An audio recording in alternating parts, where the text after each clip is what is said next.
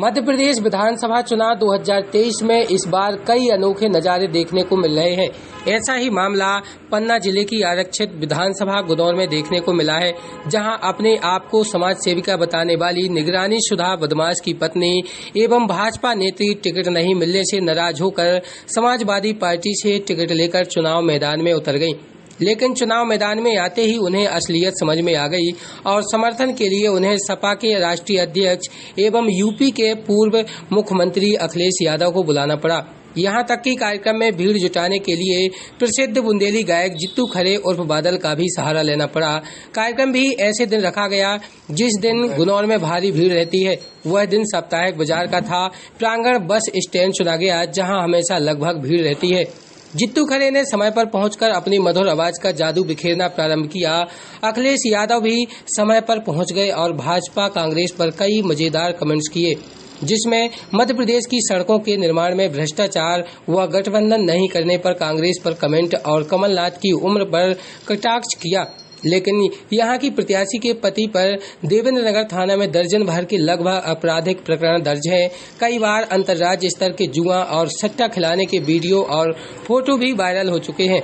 Media के सवालों पर यह बताती रही हैं कि अपराध उनके परिवार के लोगों पर दर्ज है, लेकिन वह पूरी तरह से निरपराध हैं और उनका उससे कोई लेना देना नहीं है। लेकिन सपा के मंच में प्रत्याशी के पीछे उनके हिस्ट्री शीटर पति भी खड़े नजर आए। ऐसे में जनता उन्हें कैसे स्वीकारेगी, यह तो भविष्य के गर्त में है। लेकिन एक बात जरूर साफ हो गई है कि यूपी की तर्ज पर एमपी में भी अब हिस्ट्री शीटर अपनी पत्नी एवं परिवार के सदस्यों की आड़ में राजनीतिक पनाह तलाश रहे हैं।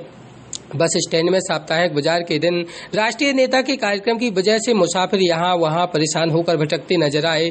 यात्री बसों को खड़ा करने के लिए भी जगह नहीं थी। ऐसे में साप्ताहिक हॉट बाजार के दिन पूरा गुनौर तहस नहस और अव्यवस्थित बताया गया। लोगों के द्वारा तो यहाँ तक कहा जा रहा था कि लोगों को परेशानी में डालकर कार्यक्रम करवाने वाले नेता यदि चुनाव जीतेंगे तो यह जनता के लिए सुविधा देने या परेशानी में डालेंगे। इसका अंदाजा अभी से लगाया जा सकता है। फिलहाल लोगों के द्वारा सपा प्रत्याशी के साथ उनके हिस्ट्री शीटर पति को देखकर तरह तरह की चर्चाएं की जा रही हैं। अब देखना यह होगा कि जनता इन्हें क्या जवाब देती है। कार्यक्रम में सपा प्रत्याशी एवं सपा सुप्रीमो यूपी के पूर्व मुख्यमंत्री अखिलेश यादव ने क्या कहा, आप भी सुने। दल तो पहचान नहीं थी, मेरे समाज सेवा के कार्य पहचान थे। उन्होंने मुझे हर वर्ष सिर्फ ये कहा कि आप अगली बार मांगिएगा, अगली बार मांगिएगा।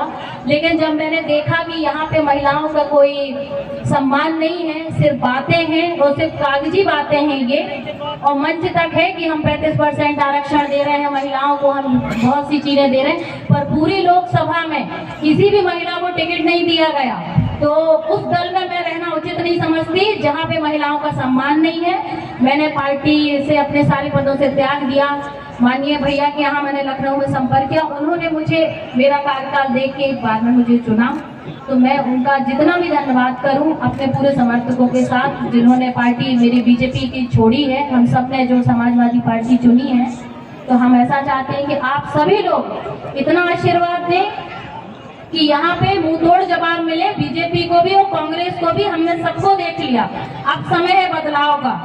आपने दोनों पार्टी के कार्यकाल देख लिए, दोनों पार्टी के विधायक देख लिए। ये सिर्फ 1 महीने पहले आते हैं और बाहरी विधायक चुन के यहाँ से आते हैं और 4 साल से ये भोपाल में या पन्ना में बैठते हैं। आपको जब काम कराना होता है तो आप पन्ना जाए या भोपाल जाए या इनसे फोन पर संपर्क करेंगे तो ये बोलेंगे हम देख रहे हैं, हम देख रहे हैं, कर रहे हैं।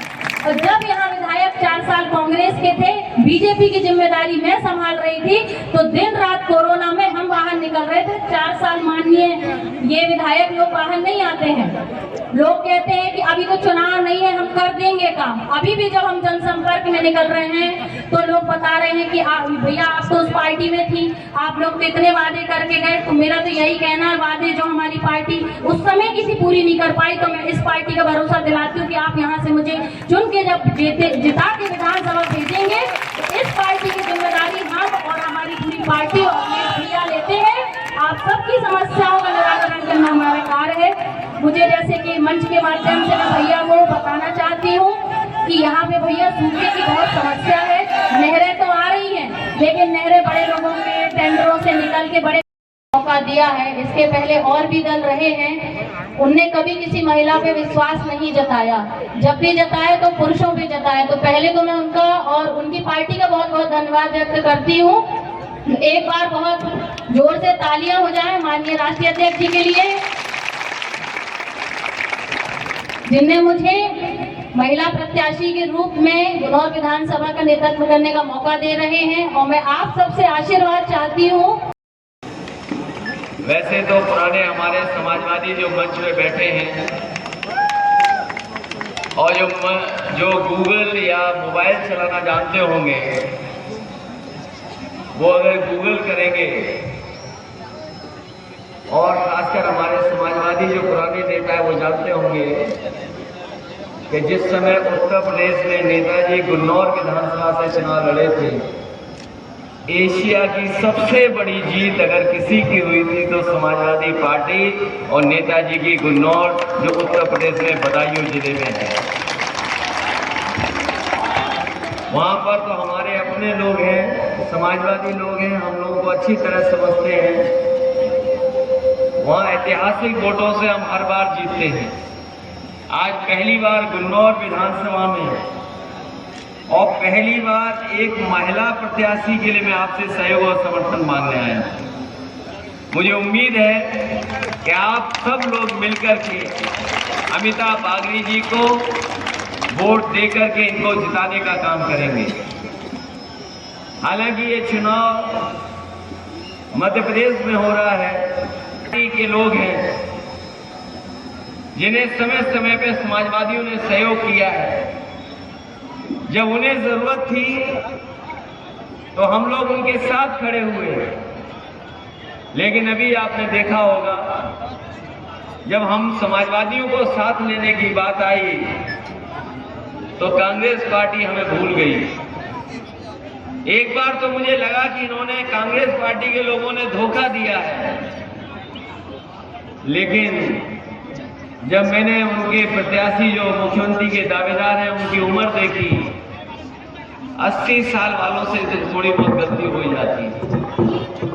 हो सकता है भूल गए हो हम लोगों को, हमें धोखे में रखा कि हम साथ आपके चुनाव लड़ेंगे, लेकिन जब समय आया तो हमें पीछे छोड़ दिया। और इसी तरह आपकी प्रत्याशी अमिता बागरी जी के साथ हुआ। इनकी पार्टी भारतीय जनता पार्टी, तो इनको भी उन्होंने धोखा देने का काम किया। आगे बात मैं नहीं जानता हूं कि किस कारण, किन परिस्थितियों में क्या लाभ देकर के टिकट दी होगी, लेकिन आज मैं आप सबसे निवेदन अपील करने आया हूं कि समाजवादियों की आप मदद करें। कई बार ये बड़े बड़े दल ये पूछते हैं कि समाजवादी पार्टी ये कौन सी पार्टी है। मैंने उनसे कहा, और यहाँ पर जितने नौजवान मोबाइल है गूगल कर करके देख लेना, मैंने उन बड़ी पार्टी का उद्घाटन किया था। दूसरे दिन पानी बरस गया, वो सड़क पूरी बह गई। मैंने जानकारी की ये सड़क बनाने वाला कहाँ का है, तो पता लगा वो मध्य प्रदेश में बीजेपी का कासम खास ठेकेदार है। तो सोचिए, ये बुंदेलखंड के हमारे लोग हैं, बांदा के लोग हैं। और मैं कहना चाहता हूँ आपको, वैसे तो हम लोग मेले में झूला झूलते हैं, अगर कभी झूला झूलना हो तो बीजेपी के ठेकेदार ने जो बुंदेलखंड एक्सप्रेस वे बनाया उस सड़क पे चलोगे तो आप झूला झूलते हुए चले जाओ। बताओ, मैं आपसे पूछना चाहता हूँ, अगर एक भी मध्य प्रदेश में, मैं पीडीए का भविष्य देख रहा हूँ और मेरे साथी पीडीए का कमाल देखिए। अब तो बीजेपी की भी भाषा बदल गई।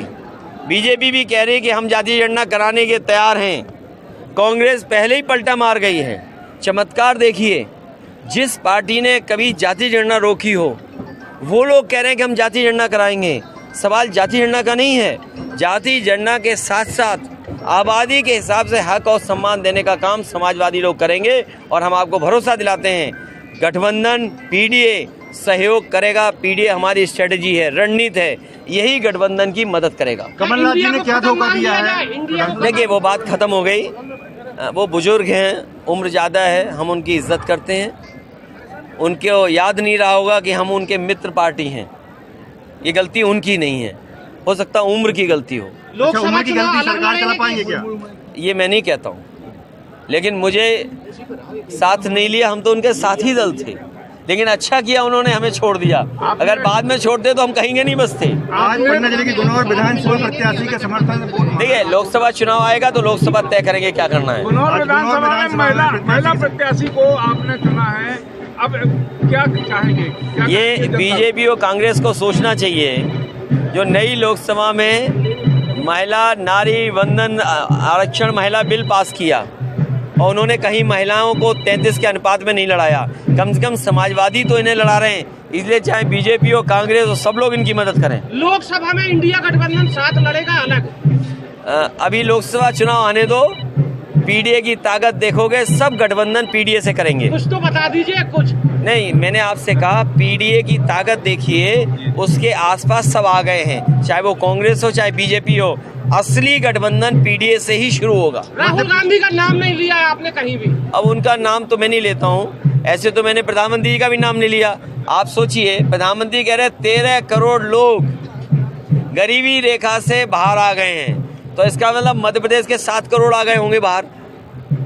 क्या उनकी बात का यकीन करोगे आप? मध्य प्रदेश में समाजवादी पार्टी का कितना प्रभाव होगा, कितनी सीटें आएंगी? समाजवादी पार्टी समय समय पे जीती है और एक समय था बड़ी संख्या में जीती। बहुत सारे हमारे जीते हुए दूसरे दल में हैं, विधायक हैं आज भी। हमें उम्मीद है कि इस बार पहले से ज़्यादा समाजवादी पार्टी के जीतेंगे और इस बार अमिता यहाँ से जीत करके जा रही हैं। गुन्नौर मैं तो होटल कारी आग की हूँ चिंगारी।